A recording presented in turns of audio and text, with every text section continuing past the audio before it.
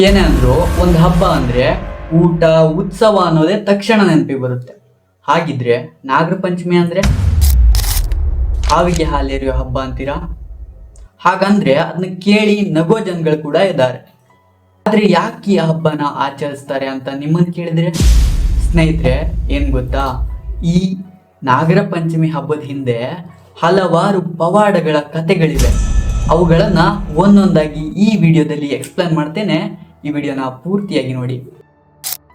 ಮೊದಲನೆಯದಾದಂತಹ ಪೌರಾಣಿಕ ಕಥೆ ಎಂದರೆ, ಯಮುನಾ ನದಿಯಲ್ಲಿ ಒಂದು ಕಾಳಿಂಗ ಸರ್ಪ, ಅದು ಸಾಮಾನ್ಯವಾದಂಥದ್ದಲ್ಲ, 7 ಹೆಡೆಯ ಕಾಳಿಂಗ ಸರ್ಪ ಅಲ್ಲಿ ವಾಸವಿರುತ್ತೆ. ಆ ನೀರು ಪೂರ್ತಿ ಆ ಕಾಳಿಂಗ ಸರ್ಪದಿಂದಾಗಿ ವಿಷಪೂರಿತವಾಗಿರುತ್ತೆ.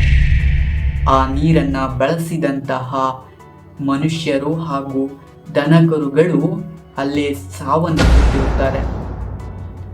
ಈ ವಿಷಯ ನಮ್ಮ ಬಾಲಕೃಷ್ಣನಿಗೆ ತಿಳಿಯುತ್ತದೆ.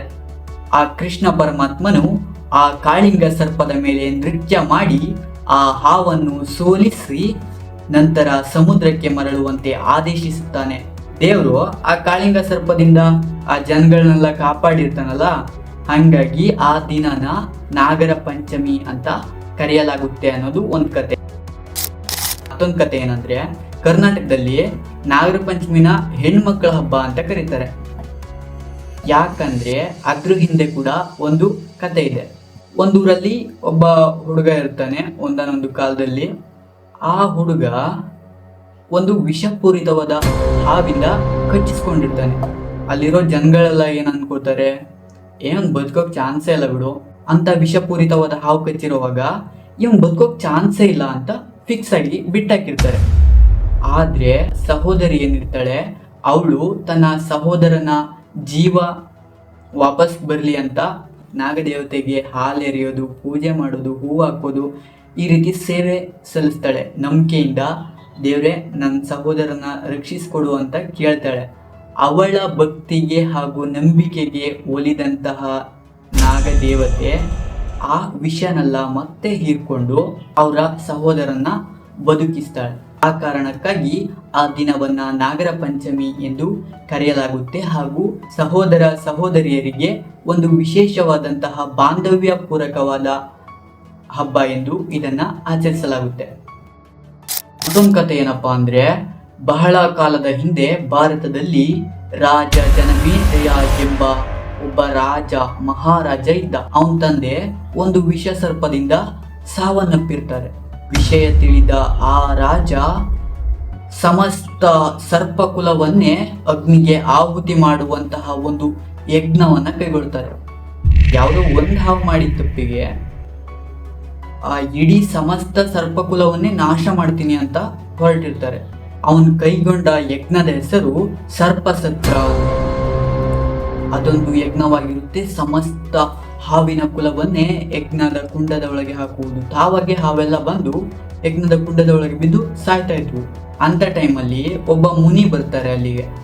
ಅವರು ಒಬ್ಬ ಬುದ್ಧಿವಂತ ಬಾಲಕರಾಗಿರ್ತಾರೆ. ಆ ಮುನಿಯ ತಾಯಿಯ ಹೆಸರು ಮನಸಾದೇವಿ. ಇವರು ನಾಗದೇವಿಯ ವಂಶಸ್ಥರಾಗಿರುತ್ತಾರೆ.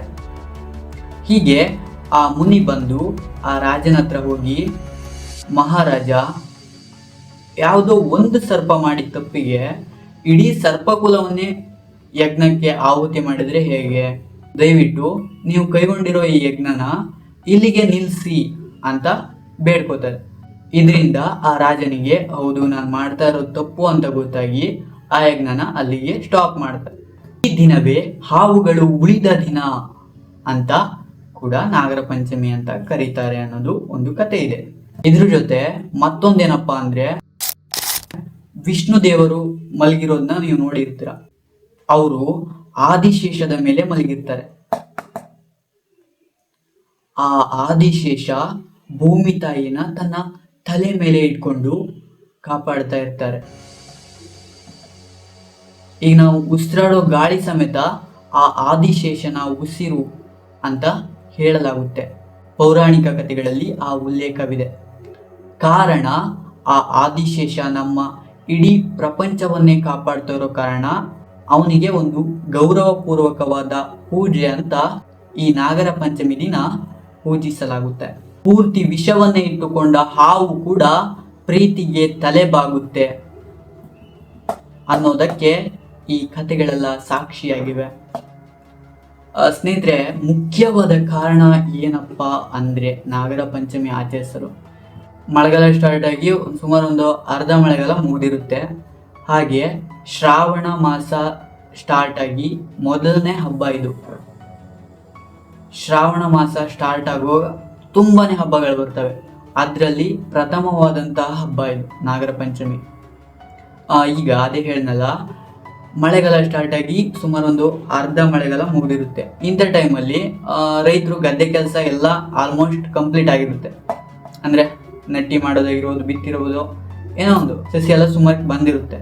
ಇಂಥ ಟೈಮಲ್ಲಿ ಏನಾಗುತ್ತೆ ಅಂದರೆ ಕೆಲವೊಂದಿಷ್ಟು ಕೀಟಗಳು, ಕಪ್ಪೆ, ಇಲಿಗಳು ಗದ್ದೆಗಳಲ್ಲಿ ತೊಂದರೆ ಕೊಡ್ತವೆ. ಗದ್ದೆ ಸಸಿ ತಿನ್ನೋದಾಗಿರ್ಬೋದು, ಮುರಿಯೋದಾಗಿರ್ಬೋದು, ಈ ಥರ ತೊಂದರೆ ಕೊಡ್ತವೆ. ಅಂಥ ಟೈಮಲ್ಲಿ ಈ ನಾಗಪ್ಪ ಅಂದರೆ ಸರ್ಪ, ಹಾವುಗಳು ಆ ಕಪ್ಪೆಗಳು, ಕೀಟಗಳು, ಇಲಿಗಳನ್ನ ತಿನ್ನೋದ್ರ ಮೂಲಕ ರೈತನಿಗೆ ಒಂದು ವರವಾಗಿದೆ. ದೇವ ನಮ್ಮ ಬೆಳೆನೆಲ್ಲ ಕಾಪಾಡೋ ಅನ್ನೋ ಕಾರಣಕ್ಕೆ ಈ ಒಂದು ಪೂಜೆ. ಗೊತ್ತಾಯ್ತಾ ಸ್ನೇಹಿತರೆ, ಯಾಕೆ ಹಾವಿಗೆ ಹಾಲೆರಿತಾರೆ, ಯಾಕೆ ಹಾವನ್ನ ಪೂಜೆ ಮಾಡ್ತಾರೆ, ಯಾಕೆ ನಾಗರ ಪಂಚಮಿ ಆಚರಿಸ್ತಾರೆ ಅನ್ನೋದಕ್ಕೆ ಆಲ್ಮೋಸ್ಟ್ ಸುಮಾರು ಉತ್ತರ ಸಿಕ್ಕಿದಾವೆ. ಇನ್ನು ಬೇರೆ ಬೇರೆ ಥರ ಇರಬಹುದು. ನನಗೆ ತಿಳಿದಷ್ಟು ಮಟ್ಟಿಗೆ ನಾನು ಹೇಳಿದ್ದೀನಿ. ದಯವಿಟ್ಟು ಈ ವಿಡಿಯೋದಲ್ಲಿ ಏನಾದರೂ ತಪ್ಪಿದರೆ ಕ್ಷಮೆ ಇರಲಿ.